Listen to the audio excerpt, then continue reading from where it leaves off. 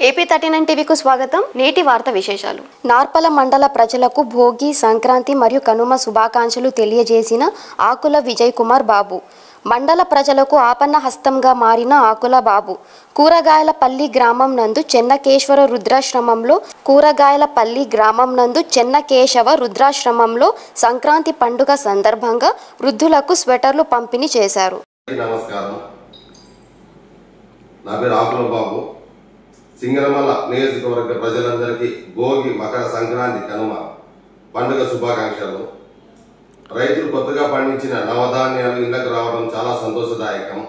గత ప్రభుత్వం అవలంబించిన విధి విధానాలు భోగి మంటలో కాలిపోయి కూటమి ప్రభుత్వం వెలుగులతో రైతుల సంక్షేమం మరియు అభివృద్ధి జరుగుతుందని, ఇది మంచి ప్రభుత్వం అని ప్రజలు హర్షం వ్యక్తం చేసినారు. ఇదే విధంగానే రాబోయే రోజుల్లో భవిష్యత్తులో మనము ముఖ్యమంత్రి గారు చంద్రబాబు నాయుడు గారు, డిప్యూటీ సీఎం పవన్ కళ్యాణ్ గారు, యువ నాయకులు విద్యాశాఖ మంత్రి నారా లోకేష్ గారు, నియోజకవర్గ ఎమ్మెల్యే బండారు శ్రావణిశ్రీ గారి సహకారంతో కూటమి ప్రభుత్వం సంక్షేమం అభివృద్ధితో మన రాష్ట్ర ప్రగతి పథంలో ముందుకు వెళ్తుందని ఆకాంక్షిస్తూ, ప్రత్యేకించి కూటమి ప్రభుత్వం ఏర్పడిన 6 నెలల కాలంలోనే నార్పల మండలానికి సంబంధించి 4 కోట్ల వరకు ఫండ్ రిలీజ్ చేసినందుకు బండారు ఎమ్మెల్యే శ్రావణి గారికి ప్రత్యేకించి ధన్యవాదాలు.